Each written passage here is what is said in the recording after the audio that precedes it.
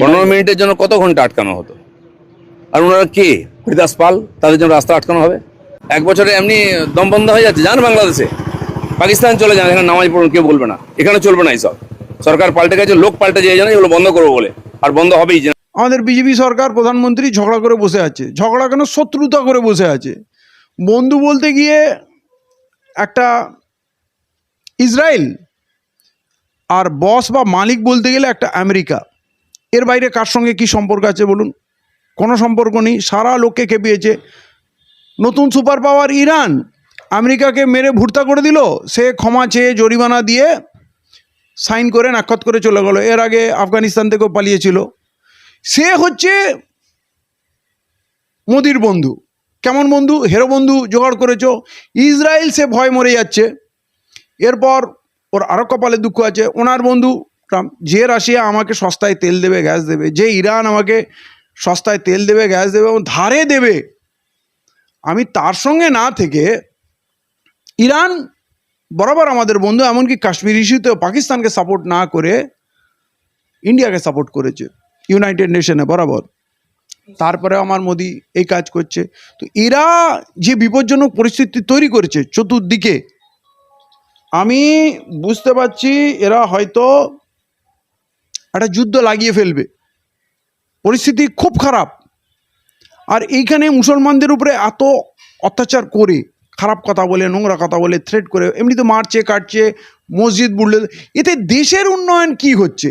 আমি ভাবছি কিছু হিন্দুকেও ওরা খুশি করছে, কিছু পাগল, সবাইকে না, কিছু মানুষকে খুশি করছে, মাইন্ড ডাইভার্ট করছে লোকের। কিন্তু হিন্দুদের জন্য কি করলো সেইটা কে বলবে? তো আমি শুধু মুসলমানদের জন্য বলছি না যে মুসলমানদের গাল দিল পাকিস্তানে যাও, আমরা না পাকিস্তানে যাব, না আমরা ভয় পাবো, না কিছুই না। কিন্তু আলটিমেটলি দেশের প্রচণ্ড ক্ষতি হয়ে যাচ্ছে। এই যে পাগলা পাগলা রাজনীতিবিদ বাংলাদেশের সঙ্গে ঝগড়া করে নিল। হাসিনাকে একটা বুড়ি কদিন পর মরে যাবে, তুলে এনে রেখে দিয়েছে, আচার দিচ্ছে, কি কাজে লাগছে? বাংলাদেশে আমার হাত থেকে ব্যবসা গেল, ওই জমিটা গেল, ওইখানে এসে শত্রুপক্ষ পাকিস্তান, রাশিয়া, চীন, আমেরিকা সবাই এসে ঘাঁটি বাঁধছে। কোনটা আমাদের উপকারে আসলো? তুর্কি ওইখানে ওদের ড্রোনের ফ্যাক্টরি লাগাচ্ছে। হ্যাঁ, সারা দুনিয়ার জাহাজ, বাংলাদেশে তো অত টাকা নেই, ওদেরকে জাহাজ, ফাইটার প্লেন গিফট করছে। কি করলাম? কি কূটনীতি করলাম? কি রাজনীতি করলাম? তো ওখানে তো অ্যাকচুয়ালি বাংলাদেশের সঙ্গে যুদ্ধ হলে বাংলাদেশ যুদ্ধ করবে না। অন্যান্য দেশগুলো ওইখানে এসে আমাদের সঙ্গে বদলা নেবে। এই ইরানের সঙ্গে যে আমরা করে রেখেছি, ইরানের জাহাজ আমাদের দেশে আসলো, জাহাজটাকে ভেঙে ডুবিয়ে দিল, 100 নাবিক মারা গেল, আমরা একটা উফ পর্যন্ত করলাম না, দুঃখ প্রকাশ করলাম না। খোমেনিকে মারা হলো, তার 2 দিন আগে গিয়ে উনি উৎসব করে ফাদারল্যান্ডে ঘুরে চলে এলেন। ইরান কি এগুলো নোট রাখবে না? যে আমরা যখন বিপদে ছিলাম তখন ইন্ডিয়া আমাদের সঙ্গে কি করেছে? যারা 40 বছর প্রতিজ্ঞা করে প্রস্তুতি নেয় যুদ্ধের জন্য, যে আমেরিকার বিরুদ্ধে যুদ্ধ করব, তারা কি খুব হেলাফেলা জাতি? তারা কি ভুলে যাবে যে আমাদের বিপদের সময় ভারত আমাদের সঙ্গে কি করেছে? কিসের এটা ডিপ্লোমেসি? আরে চুপচাপ বসে থাকতে তো পারতো, কিছু না পারলে। সেখানে পাকিস্তান এখন হিরো হয়ে গেছে। ওই চুক্তি সাইন হচ্ছে, তাতে পাকিস্তানেরও প্রধানমন্ত্রী সাইন করছে, তাদের এতটা গুরুত্ব। অথচ ইরান আমাদের বন্ধু, আমেরিকা বন্ধু, রাশিয়া বন্ধু, ভারত একটা বড় দেশ, সুপার পাওয়ার, ওইখানে তো ভারতের থাকা উচিত মধ্যস্থতায়। ভারত সিনে নেই। অতএব ভবিষ্যতে খুব ভয়ের কারণ, মানে যা পরিবেশ তৈরি হয়েছে এই ভুলভাল পলিসির জন্য, হয়তো আমরা অচিরেই যুদ্ধের সম্মুখীন হব। এবং সব থেকে বেশি যদি বাংলাদেশ সাইডে হয়, তাহলে সব থেকে বেশি ক্ষতিগ্রস্ত হবে এই বাংলার মানুষ, আমরা। এটা আমিও বিশ্বাস করি। মমতা বন্দ্যোপাধ্যায়কে বলপূর্বক হারানো হয়েছিল। মানে শেষ রাউন্ডের দিকেও যখন মমতা বন্দ্যোপাধ্যায় 18-20 হাজারের লিড আছে, সে 18-20 লিডটা আবার 15 হাজারে হার হয়ে যাবে, মানে 35 হাজারের ডিফারেন্স হবে। সেটা মাত্র ওই লাস্টের 2টো রাউন্ডে এটা পৃথিবীর কোনো ক্যালকুলেটারে করা সম্ভব না। অতএব নিঘাত মমতা বন্দ্যোপাধ্যায়কে হারানো হয়েছে। এবং বহু বহু কাউন্টিং সেন্টারে তৃণমূলের কাউন্টিংয়ের লোকদের, এজেন্টদের মেরে তাড়িয়ে দেওয়া হয়েছে ভয় দেখিয়ে, যে বিজেপি সরকার হয়ে গেছে, জিতে গেছে। অনেক জায়গায় সেন্ট্রাল ফোর্স মেরেছে, অনেক জায়গায় বিজেপির নেতারা মেরেছে। এবং যেহেতু তাদের কাছে মোবাইল থাকে না, দুনিয়ার খবর তারা জানতে পারছে না, তাদের মধ্যে একটা ভীতি সঞ্চার হয়েছে। টেকনিক্যাল গ্রাউন্ডে এটা করা হয়েছে। হ্যাঁ, এটা ঠিক যে মমতা বন্দ্যোপাধ্যায় প্রকৃত ভোটে হারেনি। মুসলিমরা এখন দিশেহারা, কাকে সাপোর্ট করবে? যতগুলো শক্তি তৈরি করেছিল কংগ্রেসকে, কংগ্রেস কোনোদিন কাজেও আসেনি আমাদের জন্য, খালি বিজেপির ভয়ে ভোট দিত। সবাই বলতো বিজেপিকে রুখতে হবে, আমরাই একমাত্র রুখতে পারি, আমাদের ভোট দিন। একসময় কংগ্রেস এটা করেছে, সিপিএম 34 বছর এই করে চালিয়েছে, তৃণমূল এই করেছে। কিন্তু একটা জিনিস লক্ষণীয়, প্রথমে 30 বছর ছিল, তারপরে 34 বছর, এবার অন্তত 15 বছরে, এটা মনে হয় সোশ্যাল মিডিয়ার দান, যে 15 বছরে তৃণমূলকে লোক চিনেছে। আর বিজেপিকে তো অলরেডি 15 দিনেই চিনে নিয়েছে। মুসলমানরা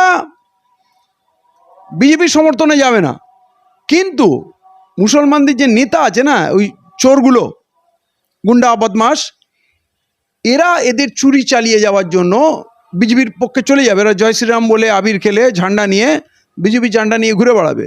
আপনি মুসলিম এলাকায় প্রচুর লোককে পাবেন, এই ফিরাদ হাকিমের মতো লোক, খলিলুর রহমান, আর ওদিকে যতগুলো আছে, আখরুজ্জামান, হ্যাঁ, আর ওই যে কংগ্রেস থেকে যেটা তৃণমূলে গেছিলো, এখনো বিজে গেছে, হ্যাঁ, তাহের খান। অতএব এদের মতো লোক, যাদের একটু ফেস ভ্যালু আছে, যাদের মুখ দেখাতে হয়, তারা যদি বিজে যেতে পারে, তাহলে এলাকার গুন্ডা বদমাস চোর ছাচড় এরা বিজেতে যাবে। কিন্তু সাধারণ মুসলমান বিজেপির দিকে যাবে না। এদের সব থেকে সংকট হচ্ছে, মুসলমানদের এখন কোনো অপশান নেই, কারণ কংগ্রেসকে চিনেছে। কংগ্রেসে আর কিছু লোক ফিরবে, পুরো লোক ফিরবে না, কংগ্রেস তো শূন্য হয়ে গেছে। বামফ্রন্টে 34 বছর এখনও ক্ষত রয়েছে, কিছু লোক যাবে, পুরো লোক যাবে না। তৃণমূল দলটাই শেষ, দেওয়ার প্রশ্ন নেই। অতএব নতুন কোন দলকে মুসলমানরা গ্রহণ করবে, এটা এখন সময় বলবে। এই মুহূর্তে তো কোনো দল আমরা দেখতে পাচ্ছি না যে মুসলমানরা যে দলটা করতে পারে। হাস্যকর।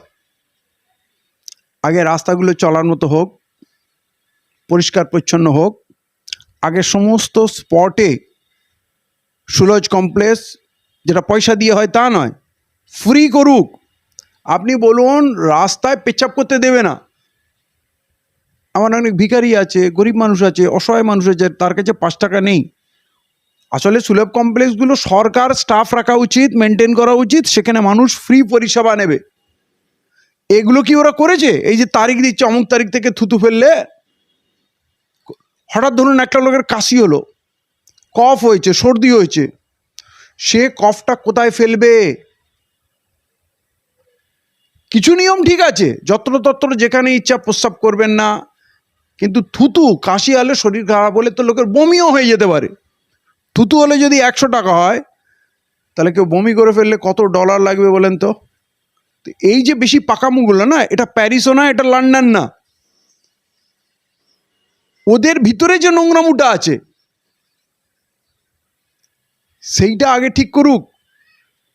এই যে টাকা লেনদেন হচ্ছে, কোটি কোটি টাকা দিয়ে এমএলএ এমপি কেনা বেচা হচ্ছে, কালোবাজারি হচ্ছে।